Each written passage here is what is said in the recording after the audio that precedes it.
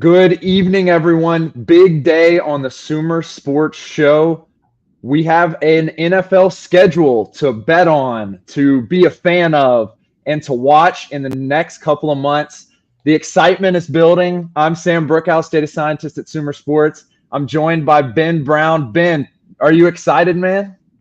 I'm always excited, yeah, but I would say just in general, I know a lot of people think the schedule release is, overhyped. We obviously very much know, the teams. We just don't know the orders. But I think this is like the time you get to kind of like map out, maybe there's a game you're going to travel to. Maybe there's like, a certain opportunity against a rival that you have. And I also think just seeing some of like the idiosyncrasies that there is like a ton that goes into schedule development. And I think seeing all that kind of play out, it is really exciting. I think we're kind of making a nice, niche for ourselves in these sort of like after post analysis type things. And very much, I think it's like, an exciting way to podcast. So I'm very excited to be here on schedule release day, I would say, for the 2024 NFL season.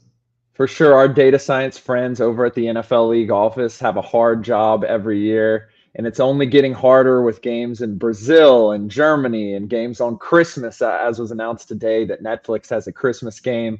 Their jobs are over and our job begins. And at sumersports.com, we do not rest. Tej Seth has a piece up right now immediately that you can go read if, like Ben said, you want to plot out which games are the best to watch, which games you might want to go to. He has the most exciting games rated by a special methodology that he came up with. You can go read that right now at sumersports.com. But speaking of methodology, Ben, you are a resident expert sports bettor at Sumer Sports. And so before we get into the kind of nuts and bolts of the schedule, for our members of the audience who are bettors, what's a way to kind of look at angles and what's a kind of methodology you can make up? The schedule just released. Maybe you want to look at what bets you want to lock in. Maybe you want to look at games, win totals. What's kind of your approach to the schedule release? Yeah, definitely. I think it's obviously a really interesting question. Like to me, the newfound information, there's obviously a varying, degree of like how valuable it is. To me, the question obviously starts, in sports betting, what's already kind of like baked into the market or the number that I'm looking at, or what's already been kind of factored in. Is there anything that I would understand hasn't necessarily been factored in that could potentially give me an advantage? And I would say, today, the schedule release day, like obviously things like strength of schedule, we definitely already know and knew that before today. We knew the opponents. We just didn't necessarily know the order and the idiosyncrasies in which like the league kind of like builds out that order and schedule for all 32 teams. There is obviously some, benefits to certain teams and definitely some drawbacks, I would say, to others. So I think, just in general, things like travel can play a little bit of an influence. Warm weather teams traveling to cold weather cities in the thick of like the winter months, that's obviously a thing. International games, the Monday night into travel type situations. Like there are all these like, I would say, subtle small pieces that can be a little bit of like a difficulty for an individual team. And it's kind of like if you get, a few different ones of those things for any one team, that's when maybe you see a little bit of, I would say, like market movement from a future standpoint. And I also think like, the way in which the league has ordered these teams and their games, like there are certain teams that you could, very much label as like are going to have a more difficult start just based on who they're facing at the beginning of the schedule. And I think from a future standpoint, you can like understand your point of entry and when you actually kind of want to buy into that team or not. And if it is a team that you have at least identified as one that you would maybe want to bet on from like a division standpoint, conference championship or Super Bowl odds, like those are all markets that are going to be available as we progress throughout the regular season. So I thinking, of a team like the Kansas City Chiefs, Buffalo Bills, like really difficult starting points, I would say, to the schedule. And maybe those are opportunities where you could get a little bit of a better futures price if you waited on them and let the season kind of play out through the first 4 or 5 weeks and then bought into some of those teams. And I think that's kind of, where I'm at from a betting perspective. But then, of course, the schedule release, like you mentioned, this is very much kind of the first crack we get at some of these spreads and totals. And these things are very much going to be moving, I would say, pretty dramatically here throughout the course of the summer. And I very much think that, taking advantage of some of that initial I would say pricing discrepancy is like very much how you kind of want to be approaching this schedule release day for sure. Yeah, I coming from a background where I was kind of in the operations, I played football. There were a lot of decisions made by our coaching staff, by our operations staff, based on how the schedule would play out. And obviously during COVID as well, that was a big, huge piece of how to operate, particularly with like a sickness going around. However, that some of those limitations still exist, especially with people traveling abroad. There's a lot of kind of spaces where you may be able to find some alpha, as you kind of highlighted, even though it may be quite variant and quite small. It's definitely something you want to look into, and it's definitely things that NFL teams are looking into. Do we fly a day early? I know there was a situation last year where the Jaguars, stayed longer in, I think it was London that they stayed longer because they had several games there, and it's just an interesting situation because those things, I mean, for better or worse, it's a variant game already. Football is, and those things kind of have an impact. And Sean has a great question, longtime viewer Sean Donahue. For you, Ben, like, we know that when you're building out a game plan or building out a roster in the offseason, you look at things like age and development curves and things like that. But is that something that would get baked into the spreads that we're looking at today? Yeah, I mean, I very much think like the outlook for how you're evaluating a player and just how much value that player is going to provide, and season versus season X+1 because of like the age factor, like those are very much considerations, and I think you do have to kind of factor that into your overall equation. I think Sean's asking maybe a little bit of a more detailed question in the sense that like should aging rosters, like how you kind of approach it, I would say from like if you do view an aging roster, like are they going to struggle more at a certain point in the season because of the fact that they are going to cater more towards like an aging roster? And I think that is something that we haven't, I would say, necessarily proven out. I do think people have certain hypotheses probably on both sides of that sort of mindset. To me, it's not something that I would say I've probably studied enough to really make a really accurate determination on, but it's not something that I've found, I would say, overly valuable at this point. Because I would say like the composition of rosters does change so much, and taking like a simpler, straightforward, almost like linear mean age type of expectation for a team really doesn't, I would say, correctly quantify like the age and impact and age drop off at certain positions. So I would say, to me, I don't see a ton of benefit in it, but it's maybe more so the fact that I haven't fully, studied or invested or haven't had the correct data to really derive any sort of insight in that direction, I would say. Right, and we thank Sean for his question. He's locked in with us, and for those in the audience, we love all the engagement. Big day, lots of strength of schedule for all 32 teams. If you'd like us to talk about one of your teams, a team that you're a fan of, certainly just drop a comment in the chat, and we'll work to get to it. And so, like the closest games, Ben, are some of the most exciting. Beat Gamer 99, another longtime viewer, said great first game for the 2024 season. That also in week one, that Ravens Chiefs game. Prior to the release of the schedule, we ran some numbers, and Kansas City has the highest percentage of getting to the Super Bowl at 20.5%, according to SumerSports.com. Last year, we kind of got knocked, and a lot of people said that our expectation for the Chiefs was too high to go to the Super Bowl. Sure enough, they win the Super Bowl, so we can take a little victory lap on that. It's obviously quite variant, of course, but obviously we have them there again at a top Super Bowl percentage. The Ravens are sitting at third. Tej Seth, in his piece on SumerSports.com, gave it a watch score of 9.62. Extremely important game, rematch of last year's AFC title game, Mahomes versus Lamar. How does Derrick Henry fit in? How does Hollywood Brown fit in? Ben, what's your kind of view on the fun parts of this game and maybe some betting angles as well? Yeah, definitely. I mean, obviously, I think we're all, hashtag blessed as football fans getting, this quality of game. I think, kind of what Tage derived, it's like the fourth most exciting game coming up over the course of the entire season. So the fact that it's kicking off, 2024 is, incredibly exciting. obviously two teams that we would very much project to kind of be at the forefront of who's going to win, the AFC Conference Championship game.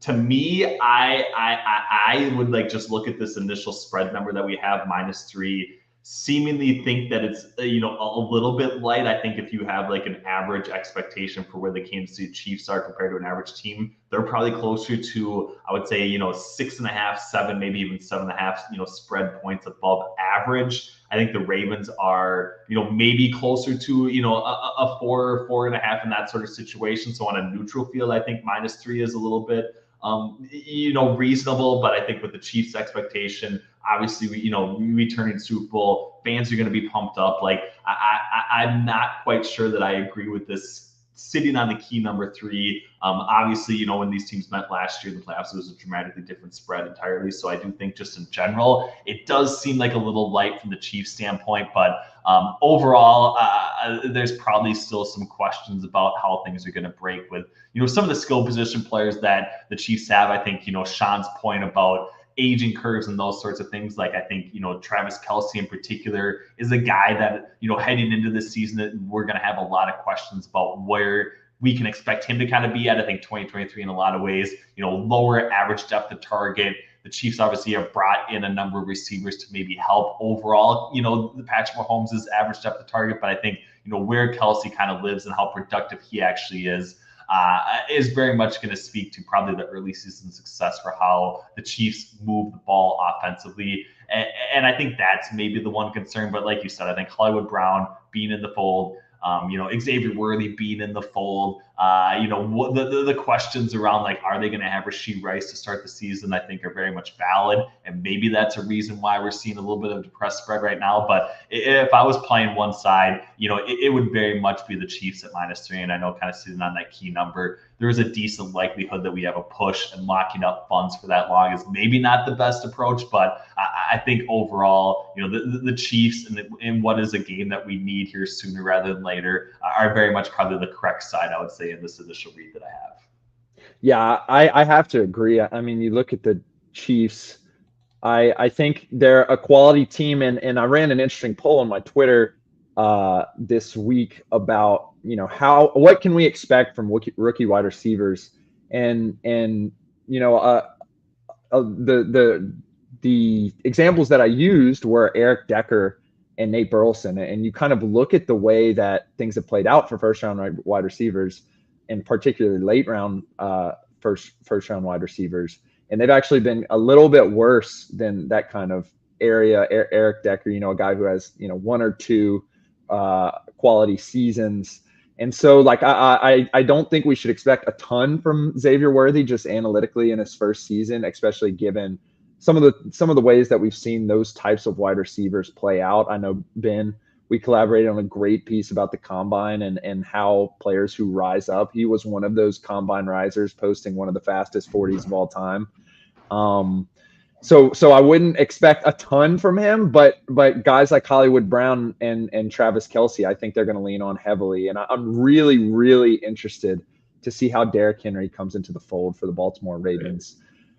He's an old school kind of downhill runner that has played in, that single back ace set for a long time.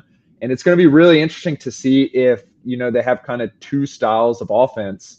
One where Lamar is running his general, read option RPO type offense going on, then also having a more standard downhill running game that's a little bit greater. Obviously, they've been very successful with the run game throughout Lamar's tenure. Does this just add something? Is it a distraction? I know one year the Saints added Adrian Peterson, and it was supposed to be a great addition. And luckily we lucked into Kamara, who was fantastic, but it was kind of a distraction for the first couple of weeks. I don't expect that with Derrick Henry, but I would watch out for it. And I think they probably have the offensive flexibility and the coaching staff to really get him some great touches and take some of that load off of Lamar. But it's going to be interesting to see. And so moving into kind of, still in the early season, we have another game that's going to be extremely exciting, and that's the Detroit Lions at the Dallas Cowboys, Week 6. Ben, take us through your thoughts about that. Yeah, definitely. I mean, this is one. I think Tage had to probably sneak this one as well. I don't actually see it in his scores right up, but I do see another Detroit Lions game, the Bills game in Week 15, as well, kind of slid in there. But to me, like these are very much the teams that I think are really intriguing as far as like price or opportunity to win the NFC. I know everyone's going to say, the 49ers in particular are kind of, very much priced as the team to beat in the NFC conference. That's very much fitting. But I think overall, like we didn't see probably the roster turnover we would have expected from the 49ers. But their price, I would say right now is just like not really playable. And I think if you're looking around the rest of the NFC, like these are probably like the two prime time candidates to me. The Eagles in particular are a team that could very much regress, but the Lions, have essentially doled out a ton of money to core contributing pieces. How that extends out into their championship window and a couple of years is very much a question. But right now, keeping that core nucleus in place that really kind of laid the foundation for them to be a successful NFC team and one that could very much challenge for the NFC championship. What was kind of the approach that they had to take this offseason? I think they very much have done that. And I think the Cowboys, in a lot of ways, maybe didn't necessarily go in a different direction, but really didn't go out and I would say, land any sort of marquee type players that are going to move the needle. And I think a lot of these other contending teams at least added somebody. And I'm not trying to say like, the Ravens and adding Derrick Henry is really going to move the needle a whole lot, but having some sort of semblance of trying to correct spots that you were weakest at last year is something we see smart and good teams do. We just didn't really see that from the Dallas Cowboys. So I think overall, with where this number has kind of opened up at basically, I'm looking for the spread just to confirm once again right now. But it's basically, like right around a pick 'em, minus 0.5 for the Dallas Cowboys, 48.5 point total. To me, I'm intrigued by what Mike Zimmer is going to bring to the Dallas Cowboys defensively in a lot of ways.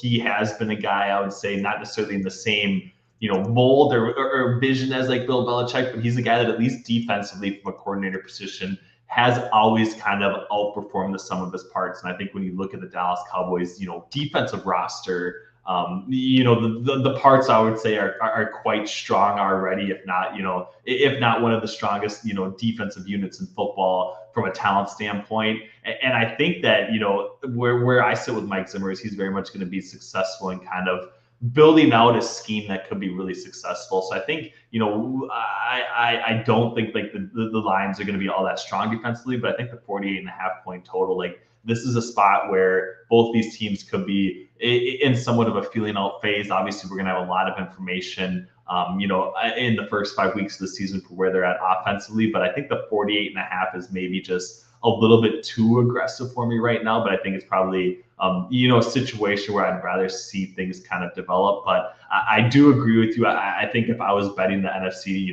conference championship, one of these two teams at current prices was very much be my favorite bet. And I very much think like this early season matchup is gonna, very much point in the direction of what team could actually be, that second best team in the NFC and could potentially, unseat the San Francisco 49ers when it's all said and done. Yeah, and I like how you brought up about, these are two contenders that probably have a good price and are probably a good projection to say that they have a good chance of winning at least the NFC, if not, going to the Super Bowl. And a corollary to kind of this game that I looked at was, the old division rivalry between the Eagles and the Cowboys, Week 10, Week 17.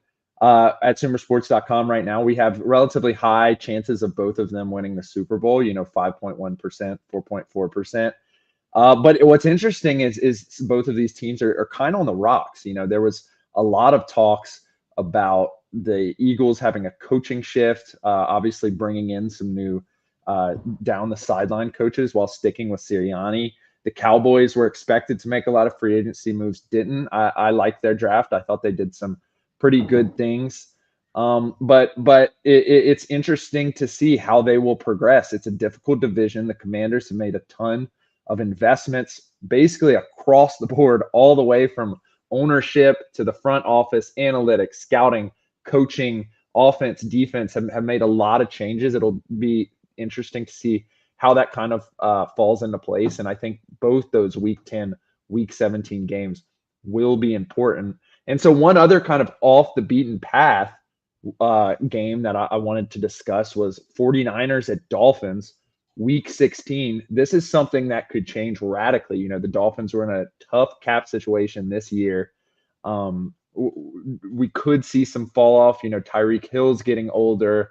Tua has had injury concerns. The 49ers had a change on defense. Christian McCaffrey could be getting older or losing a step. Do you think that game, Ben, will actually be an interesting game by the time we get to week 16, especially given what you said about the 49ers not necessarily having a great price right now? Yeah, I mean, I think it is, interesting. Obviously, where you fall on Miami, like I feel like just in general, they are one of the most difficult teams to project heading into this season. I do think they probably have one of like the widest distributions for where they could end up. To me, like there are maybe paths to them, at least being like contenders for the number 2 or number 1 overall seed in the AFC, but there's very much paths to them, not even really being, relevant in the AFC playoff race as well. But I think, overall, I would say that they don't really have the worst of schedules, especially starting off. Like, I mean, they have 2 home games to start. Jacksonville, and then the quick turnaround to Buffalo week 2, I think very much probably favors, the Miami Dolphins in that sort of situation. And then I think they have very winnable games. I know they're traveling across country to Seattle in week 3. But I mean, if you go Tennessee, New England into your bye, like there's a scenario there where they are, and in some ways, 3-2, maybe 4-1 on a pretty good start. And I think from that perspective, that's when you start to see, things and momentum and those sorts of things kind of build for Miami. And you see Mike McDaniel, kind of have a full off season to really perform well in that first sort of like 6-week stretch, 5-week stretch. And I think that overall, like that would speak to, them at least being relevant come week 16. And I do think it is going to be a really intriguing game because to me, I'm not overly optimistic for where the Miami Dolphins are going to be defensively.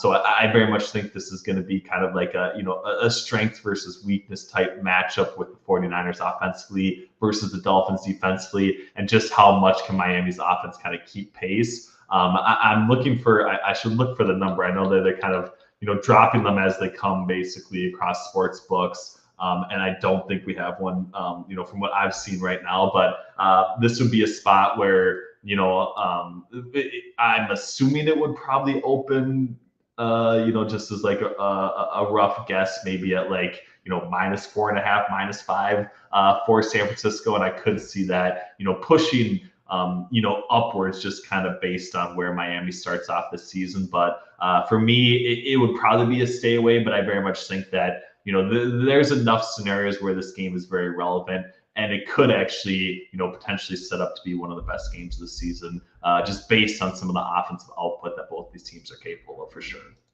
Yeah, definitely. And so projecting out that far, particularly for teams like Miami, the 49ers, it brings up, obviously talks about the preseason win totals, futures. This is one of my favorite things to look at generally. I think it gives obviously a lot of signal of how the market views teams and what they may do.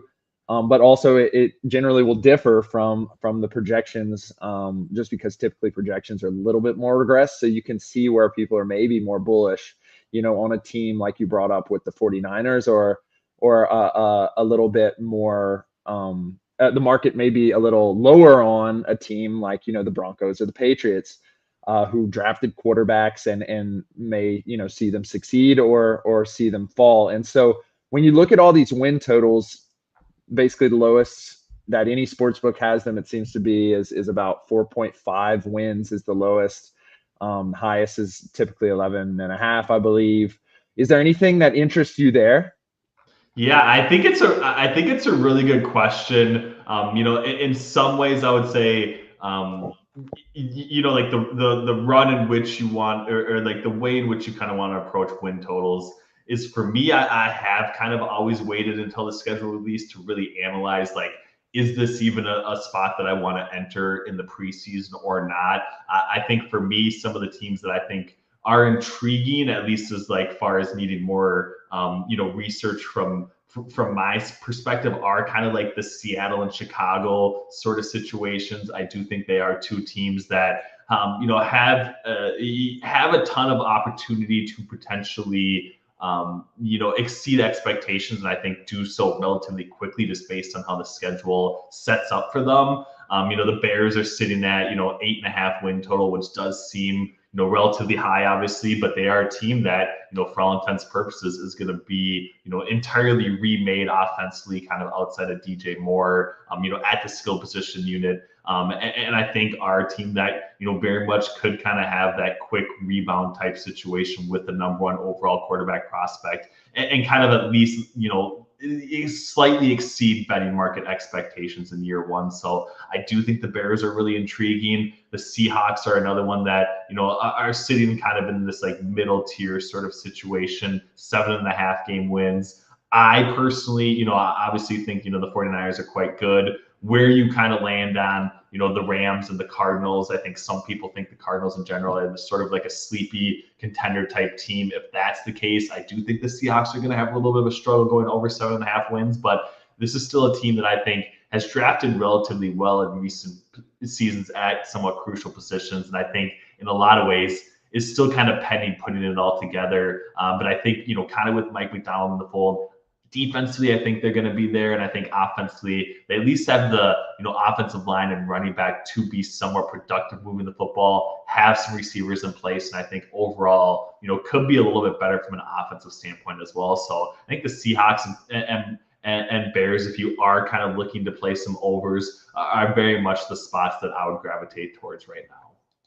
Right. Some of the teams that I was really interested in what their win totals was #1. These are all kind of on the lower side, Ben, but the Giants are typically at that 6.5 mark. I was kind of surprised that they were in that class rather than in the 5.5 class, which currently on most sports books is the Broncos, the Patriots, and the Panthers. They're sitting. The NFL put out a graphic just in terms of opponent win percentage, which I think from last year, which I think is a good feature to put in a model for projecting out these win totals. I don't think it's the end all be all, but it's a good start. They're sitting, at 6th in that rating. Harder schedule. Going to have to play, the Commanders, Cowboys, Eagles. We already talked about that division. I expected them to be in that kind of 5.5 range. And then another team, which was interesting kind of on both sides to me, was the Broncos. I kind of expected them also. Some sports books are listing teams at the 4.5 class in terms of 4.5 wins. I kind of expected them to be in the 4.5 class and thought that they, have a decent chance to be the worst team in the league. I think at Sumer Sports, in terms of getting the #1 pick, I think we have them as like 1st or 2nd. But at the same time, they have a, not a really hugely difficult schedule. And also last year they were in a situation early in the season where they were getting absolutely blown out, the famous Miami 70 to whatever game. And then they rallied back and kind of were in the playoff picture for a hot second.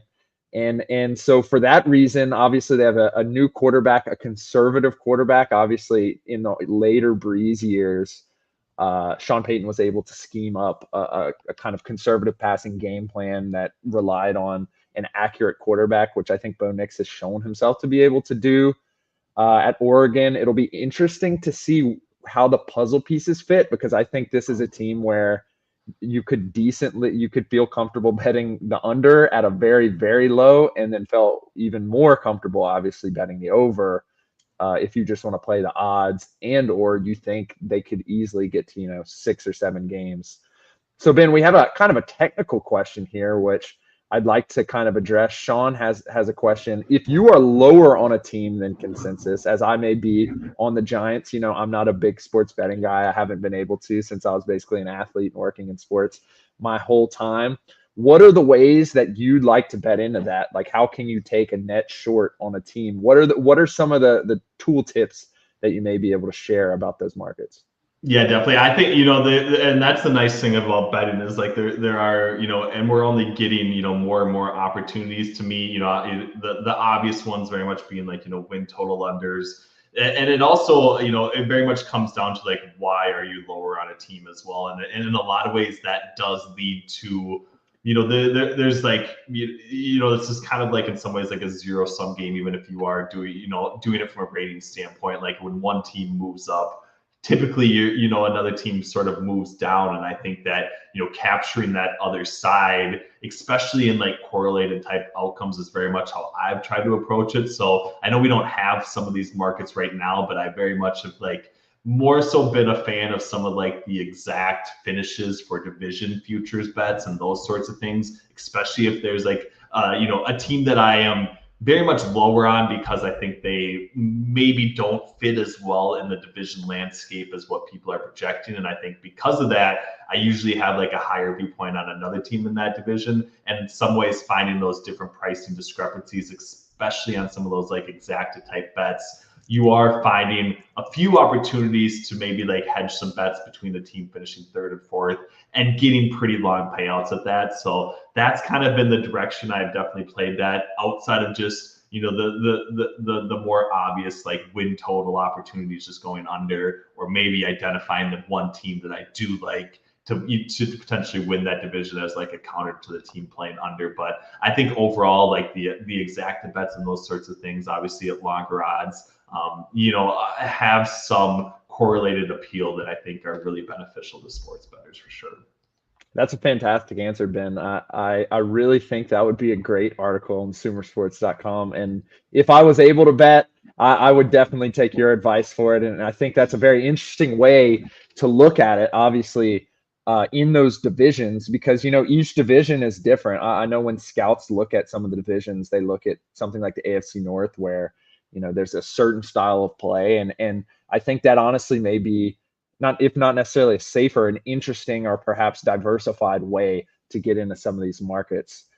So I think that's a great answer. And in that kind of vein of some tool tips, looking at the week one interesting games, I believe we had another question from Sean. Are there any interesting week one tease legs you like? He offers up Bengals -8, Steelers +2.5. Just some games that I thought were interesting and would be fun to watch. Packers, Eagles in Brazil. I think that's going to be a great game. It'll be interesting to see how they adjust to the Brazil setting. Another one, Texans, Colts. Our colleague Sean Syed at Syed Schemes really was excited about this one. He's excited about the Stroud versus Anthony Richardson matchup. Obviously, former PFFer Bobby Slovic versus Shane Steichen. Some interesting and innovative offense. Some interesting and innovative quarterbacks, maybe perhaps the faces of the league in 7 to 10 years or something like that after the Mahomes wave. I'm really excited about that game as well. And I know our friend Tej Seth would be very excited about the Stafford Bowl, Rams-Lions, a rematch of the playoff game last year. It'll be interesting to see how the Rams deal with the loss of Aaron Donald. Obviously, they added Braden Fisk. They added Jared Verse, both Florida State people supporting my hypothesis that they're the Villanova of the NFL, the Villanova guys. Obviously, my New York Knicks got to slip it in, succeeding well. Maybe the Rams are betting high, much like the Knicks did on the Nova guys, on the Florida State guys. We'll see there. Are there any interesting games and teased legs that you'd like, Ben, for week one? Yeah, I think, Sean asked another really good question. And I think, I would just like preface it by saying just in general, like teaser legs are, very much at their best when the lines are most efficient. So not only is that, like later in the week as we get towards game time, like the better time to bet teasers, but also in a lot of ways, later on in the season, when we have more accurate and better power ratings on teams, does the math with teasers, I would say, work better? But kind of like Sean points out, like there are a few very intriguing teaser opportunities coming up here in week one. He very much, I would say, Sean pointed out, probably my favorite one, Bengals, -8. low total type situation, which is very much kind of the direction you want to go from a teaser standpoint. I think the Bengals are kind of like the perfect first leg. If the Vikings moved out to 1.5, on that 41.5 point total, they would be an option. I think right now they're sitting at closer to like a minus 115 price. So it seems like if that spread did move, it would probably move in the other direction. But, that would be one, as we move closer to week one, definitely an option. If I was very much choosing one right now, I know it wouldn't be, a great feeling or one that I would really be, all that excited about. But I do think the Steelers, at plus 2.5 up to plus 8.5 against the Falcons, even on the road, 43.5 point total, it does seem like the betting market, at least on opening, is expecting kind of a slog fest. That does seem like it would probably be the one way that the Steelers could really cover this game. But I think overall, like, that would probably be my second pairing with the Cincinnati Bengals, down to -2 basically right now. So I think the Steelers Bengals make some sense. But I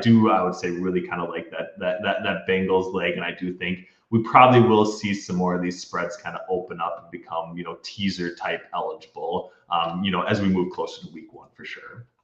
Yeah. And then Sean follows that up with Kirk ain't covering 8.5 against Tomlin on opening day. It'll be very interesting. I'm excited to see how Atlanta rolls out. And maybe, Ben, maybe we have a Matt Flynn, Russell Wilson situation. Maybe they're rolling Penix out week one. Would be very, very shocking. But something obviously to keep an eye on Atlanta for that purpose. We have another shout out just before we finish from Brian Slattery Hart, Ben Brown. Obviously, the WNBA starting yesterday. Your T-Wolves, Ben, your T-Wolves are looking like they're on the ropes taking it to basketball. Any final thoughts about your T-Wolves? I mean, I'm just sad. I mean, they did just well enough to like get me excited and be like, oh, they're gonna go in and they're gonna like sweep the Denver Nuggets here in 4 games, and then they just got boat raced the last 3 games. So the dream is dead. It ended quickly. It was all the optimism that we really had in Minnesota. So it's sad that we got crushed once again, but I guess it's JJ McCarthy's season coming up here pretty soon, and for that I can't wait. Right, so. Yeah, the lovely thing about sports is you go down 3-2 and you think the world's over, and I see my Knicks go up 3-2, and right.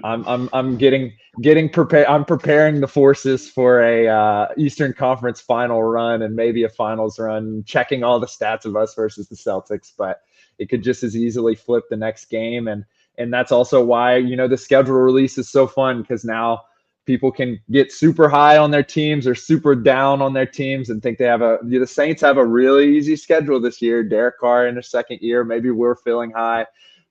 Ben, you're talking about JJ McCarthy. Really exciting.